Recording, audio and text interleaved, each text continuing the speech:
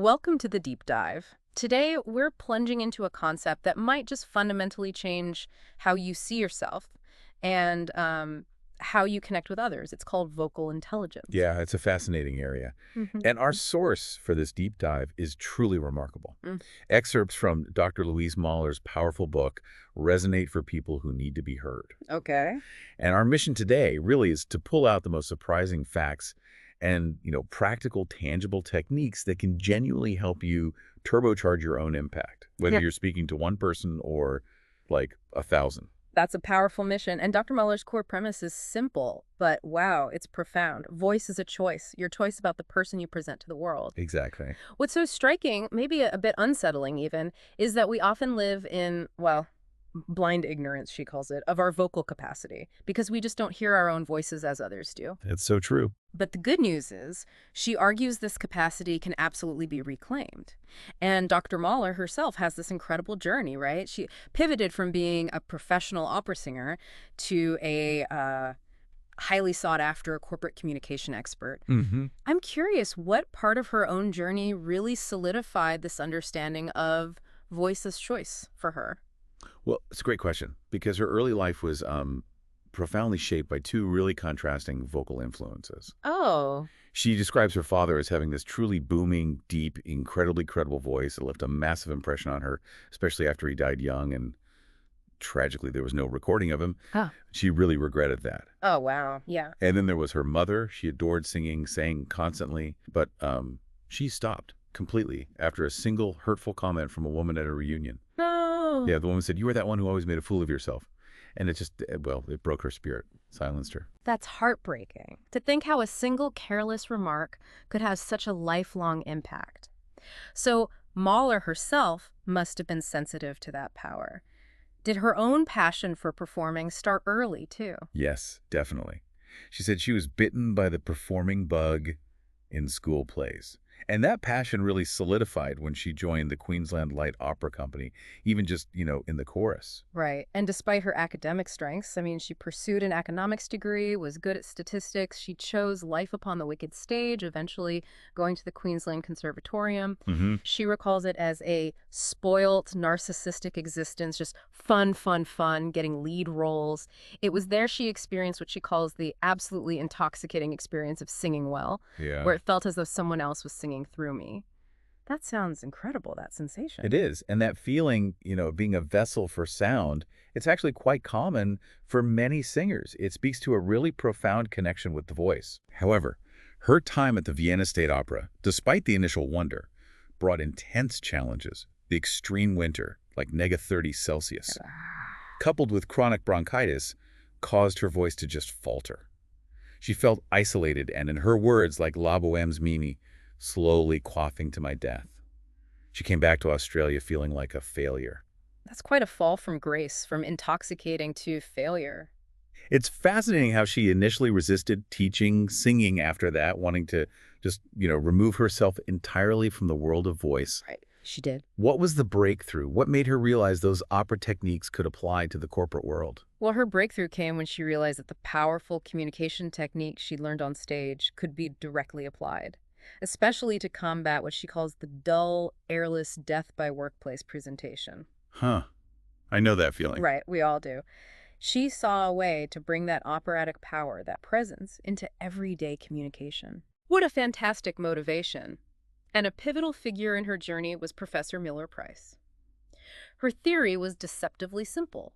If you let the body breathe, then you let the body sing.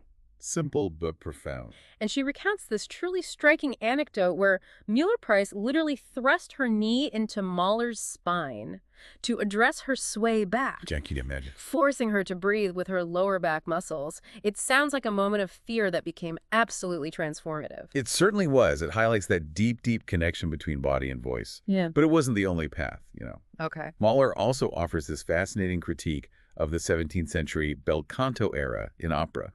Bel canto literally means beautiful singing. Right. But she argues that as opera houses and orchestras got bigger, teachers started prioritizing louder, stronger voices. She calls it a shutout methodology that ultimately strangled the voices of so many people. Strangled. Wow. Yeah. The key insight is that the pursuit of volume often came at the expense of natural, free vocal production. Mhm. And ironically, by showing people how to reclaim that natural voice, well, this very issue created a thriving business for her. So from that, Mahler developed a change model. She calls it the stairway to the stars. 3 stages: immersion, incubation, and illumination. For us today, let's zoom in on immersion. This is all about identifying your motivations and those formative experiences that shaped your voice. She explains that reflecting on childhood incidents can often reveal these deep-seated vocal blockages, like emotional knots in your voice. Exactly. And she gives a really compelling example with Pascal, one of her clients. Okay. Pascal recounted how, in grade 3, he didn't pass the choir selection lineup at primary school. He remembered the fascist teacher marching down the aisle giving kids the nod or the flick. Oh, harsh. Right. He realized that from then on, the energy required for me to put my voice into the outer world has always been enormous. Wow. That really illustrates Dr. Mahler's core finding, then. That we're all born with this massive repertoire of sound, but for various reasons we often squash it right down. Precisely. There's truly no such thing as a non-powerful voice. It's simply about how much air we allow out. That's a great distinction. So it's not about being born with a bad voice, but about how we've learned to restrict it. Can you give us another example? Someone who unleashed that hidden vocal power. Absolutely. Think of Dawn, an HR manager. Through coaching, she suddenly unleashed this enormous musical theater voice she didn't even know she possessed. Wow. Yeah. Or Bob, a senior leader who literally thought he was yelling when his diaphragm was unjammed for the first time, just because he wasn't used to that level of effortless airflow.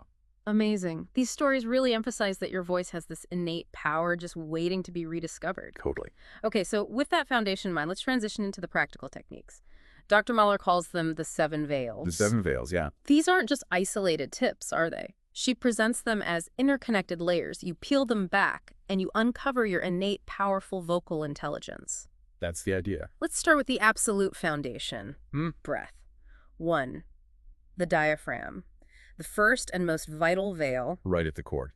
Dr. Mahler introduces what she calls the servuction model. It's a fascinating concept, blending service and production, highlighting that communication isn't just what you say, but the tangible service your voice provides. She suggests communication is a oneness of breath moving between bodies. Yeah, essentially your voice is a physical force experienced by the listener. It's literally the force of airflow. You see this in ancient greetings too. How so? Well, think about the Fijian bula and Hawaiian aloha.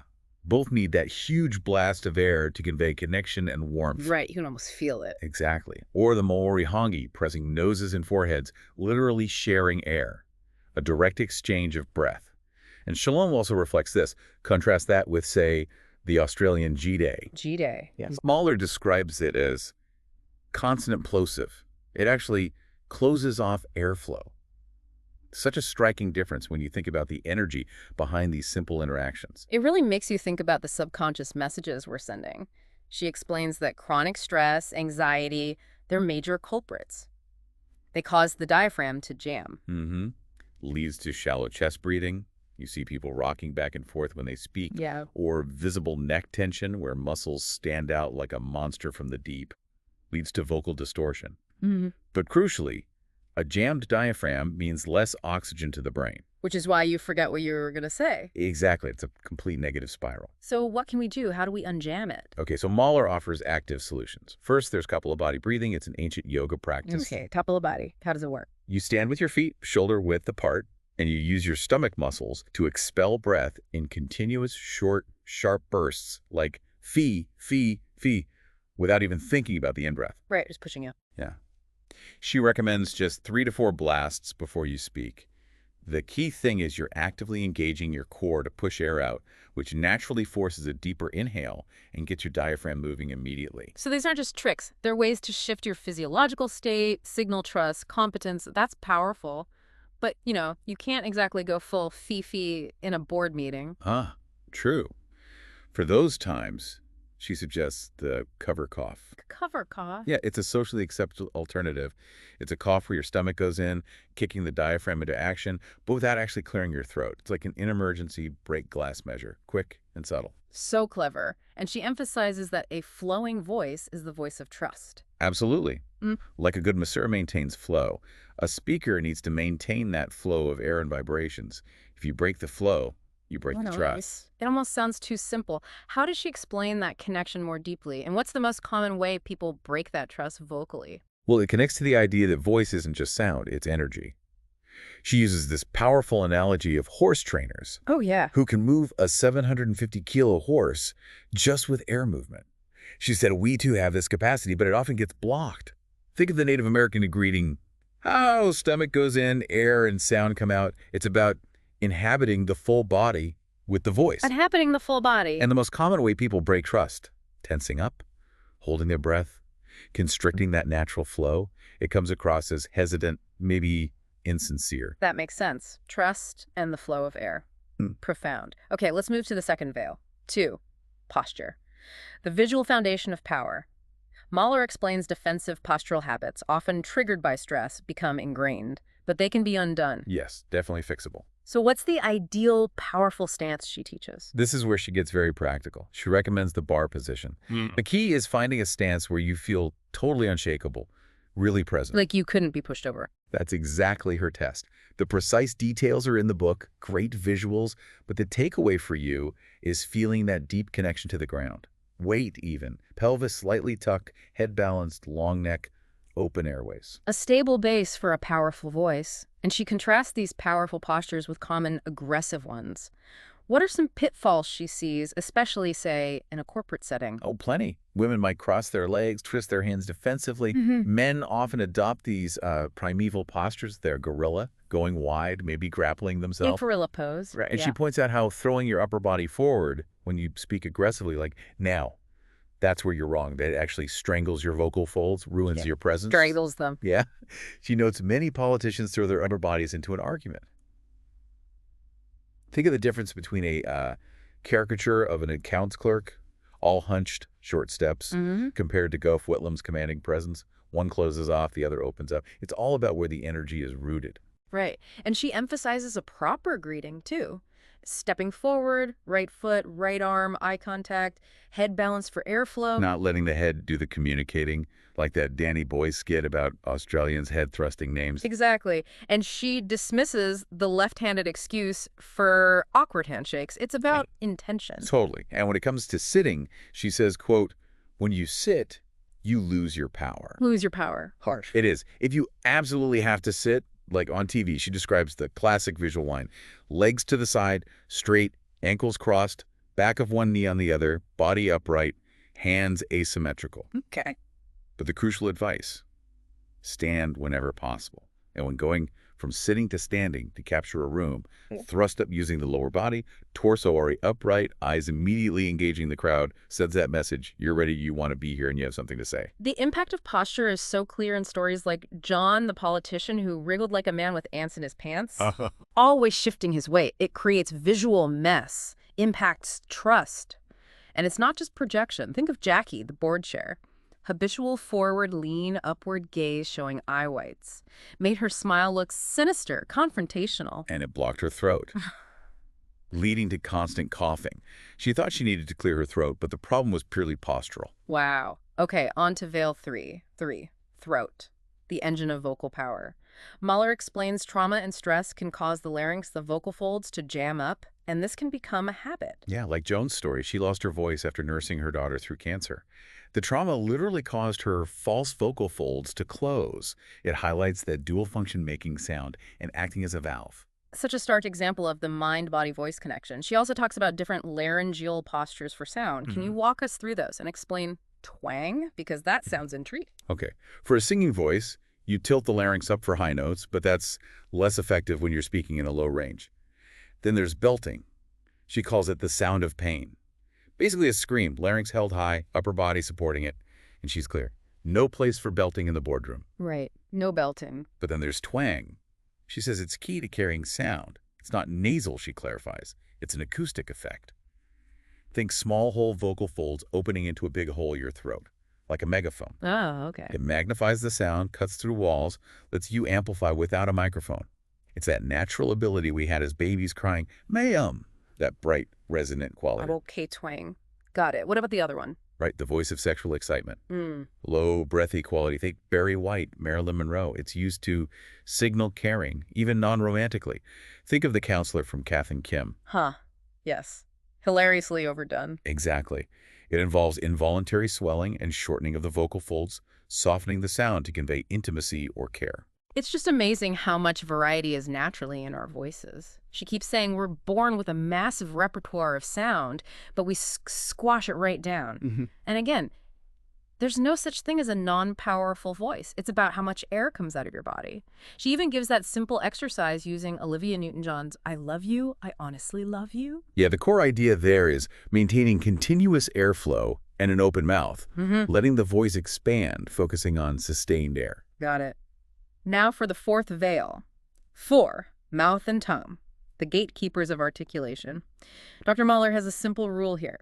Open your mouth to the width of 2 fingers and keep it open. 2 fingers, yeah. She points to Elvis Presley, his mouth always ready for action. Ready for action. And she talks about the power of everyday words like hi. She calls it a diphthong. Right, that moving to E. Gives the tongue a workout. She also addresses that common Australian habit, saying E as OE, teeth shut, lip curled. Yeah, creates a squeezed sound, no air. She says learn a new way. Mouth open, sides of tongue up on back teeth. Practice good afternoon. Keep the mouth open. Think Robin Williams. Good morning, Vietnam. Good morning, Vietnam. Love it. She also recommends a raspberry smoothie exercise. Yeah. Unclamp the jaw, loosen it, blow through your lips like a perplexed pony. Gets the air flowing. Then launch into speech. Great tension release. Makes sense. And hydration, even tongue biting for saliva, helps prepare the mouth. It does. And here's where it gets really interesting. The power of smiling. A Duchenne smile involving the eye muscles. It's believed to actually make you feel happier. Wow. But beyond that, smiling releases speech, releases endorphins, and unleashes a positive response from the audience. She says, literally, grin like an idiot to provoke a true smile. Grin like an idiot. Okay. And press the middle of your tongue to the top of your palate, another way to keep the jaw released. The key insight. A genuine smile isn't just cosmetic, it's a physiological trigger for better voice and connection. Amazing. Veil 5. 5. Eyes. The window to trust and engagement. Dr. Mahler discusses how our learning preference, visual, auditory, kinesthetic, affects where our eyes go under pressure. And how our voice reacts. Right. Visual. Look up. Voice rises. Auditory. Look left, right. Voice steady. Kinesthetic. Look down. Voice lowers. And this is so critical for connecting with your audience. She really emphasizes engaging directly with their eyes for trust. Wandering eyes, breaking contact, makes you seem shifty, untrustworthy, obfuscating, unreliable. But she admits there's nothing natural about holding eye contact. It isn't, but there's a technique. Hold the gaze and blink, about 15 times a minute every 4 seconds or so. Blinking, okay. It prevents that fixed and staring look like Julie Bishop initially, which in men, she notes, is characteristic of psychopaths. Blinking makes it bearable, the core insight. Eye contact is a learned skill that directly impacts perceived credibility. So it's not just looking, it's looking right. Yeah. What are her strategic tips for doing it well? First, spread the love. Look at everyone, not just the boss or friendly faces. Actually look a little more frequently at the person or people who are not smiling at you. Oh, interesting. Why? Because if you can crack that nut, you Right. get the bunch. Second, practice with living things. Cats, babies, people in cues. Makes it more natural than a mirror. Okay. And finally, she gives 2 eye escapes for when you need to look away without breaking trust. Eye escapes. Love it. 1, ask permission. Say, I have to think about that. 2, Okay. look at an object like a pen. The audience follows your gaze. It's about being intentional. Brilliant. And she reinforces practicing eye contact even for radio to control voice and credibility. Yeah, uses that vivid horse trading analogy. Okay. If you let your eyes come back to the horse, the creature interprets that as a sign of weakness. You have to hold your gaze in the direction you want them to go. Highlights the power of visual focus, even for vocal impact. Wow. Okay, next up, 6. Movement. Choreography for clarity and confidence. Power resides in the lower body, she says. Engaging it frees the upper body, lets breath flow. Take the stage with energy, move your legs, raise your arms, let the breath flow. Sounds freeing, right? Yeah. But how do you actually plan the movement? This is where she introduces the architectural design of your space, Architectural design. also called choreography or blocking out squares. It's a strategic plan. Anchor each part of your talk to a part of the space. Helps jog your memory, reinforces the message for the audience. Intentional movement isn't just about looking dynamic. It's a tool for structuring thoughts and making your message stick. Can you give us an example? Absolutely. Claire's public art presentation, she moved center stage, key message, to her right, story about an AFL club, back to center, connection, forward left, argument 1, other side, argument 2, into the audience, argument 3, back to center, summary, conclusion, circling back to the AFL story to slam the point home. So structured. Totally. And crucially, she didn't start with, I'm here to talk to you about. That's an attention negator. Engage from the start. Like having your talk written in the space. Exactly. She shares the history. Ancient Roman orders used columns, representing gods, in forums to structure hours-long speeches, no notes, their talk, already written in the space on the stage. Incredible. How about at a table? Adapt it. Move your seat in to take space. Map points with your hands on different parts of the table, sit back for questions, then come forward to summarize. Even small moves matter, like Chris, the CEO, using small moves left and right, which made him feel free to speak. Right. And finally, the 7th veil. 7 gestures, reinforcing your message. Yeah, and she tackles that criticism. If someone says you gesture too much or too wildly, it probably means they're incongruent or repetitive. Not that you should stop. Okay. Gestures are one of the most important tools. They help you express yourself, reinforce your message, keep your body moving, and crucially, guide your airflow. Effective gesturing is about congruence and intention, not suppression. That's a great distinction. So not being still, but purposeful movement. She describes some common, often genuinely laughable gestures that restrict air. Wait. The flashing fig leaf, hands at genitals, one opening, closing. Or Tyrannosaurus rex, elbows and ribs, hands high, useless. Uh-huh. You can picture them. Totally. The penguin, flapping hands at thighs, windshield wipers, juggernauts holding imaginary melons, or the John Wayne, thumbs and belt fingers pointing down, hip thrust. She says these make people mentally leave the building. Vivid, right. So she gives principles for effective gestures, general concepts, visuals, hands high, palms forward, spreading, auditory, hands out wide from ears, future, right hand forward up, past, left hand over shoulder, present, both hands front down, lessons from past, imaginary suitcase, numbers 1 of 5, fingers, excitement, rub hands. What about holding them? And we're not to gesture. Right. Holding gestures. Hold until the thought or sentence is complete. The no-go zone, that triangle from shoulders to groin, conveys tension, constricts the diaphragm, keep arms free, away from the torso, and her phallic imperative. Phallic imperative. Fingers must be erect. Like one important thing needs a strong, upright finger. And never point too aggressive. Gesture towards someone with a whole open hand. Got it. She encourages a powerful intro. Get up. Take the floor. Say hello with arms wide. Hello, I'm Louise, and it's great to be here. Hold the gesture. Let breath flow. The power of deliberate, open gestures. Immense. Okay, let's talk about that big hurdle. Performance anxiety. Mahler's clear. No quick fixes. It needs real work, learning, and self-reflection. Alcohol, drugs. Only temporary fixes. She speaks from raw experience here, battling it throughout her opera career. That Mimi moment, chronic bronchitis in Vienna, got up to sing and nothing came out. Oh, nightmare. Totally. She says the illness was exacerbated by performance anxiety. Professor Miller-Price's body work shifted her focus from just singing to understanding these body jams. The core insight, anxiety often manifests as physical blocks. And what's really interesting is that it can still surprise her, even now. Yeah. When tired, unexpected audience, or a trigger like someone saying, "You are going to be good, aren't you?" The feeling is intense, time is frozen, thinking blurred, disconnect, then rumination later. So what's the key takeaway for us, managing those moments? She emphasizes overcoming your anxiety can be about your own comfort, and crucially, awareness is the remedy for identifying your personal triggers. It's not the same as social anxiety, even if it's hard. Awareness is the remedy. Yeah, like her client whose trigger was uncertainty about his wife's cancer treatment. Recognizing that allowed him to deal with it. And respecting tiredness, voice is a physical force. Understanding your personal triggers is way more effective than generic advice. That makes so much sense. One powerful mantra she uses is silently repeating to the audience, I love you, I love you, I love you. Ruby Wax uses it too, apparently. Yeah, shifts focus from fear to connection. And ultimately, the skills we've discussed help deal with that onslaught of anxiety. Can you recap those key skills? Sure. Recognize when stress takes your voice high. Use unjamming techniques. Kapalabhati, cover cough, to return to your base frequency. Control your voice through your eyes. Avoid baby voice and upward inflection they're undermining. Remember, lean in is figurative. Physical leaning looks aggressive. Avoid vocal fry. Use the voice of sexual excitement tone for carrying situations authentically if you feel tight. Use hand gestures over head movements which squash your sound, and find excuses to stand and walk, gain power, free the body. That's a great summary, and her motto sums it up. The amateur practices until they get it right, the professional practices until they can't get it wrong.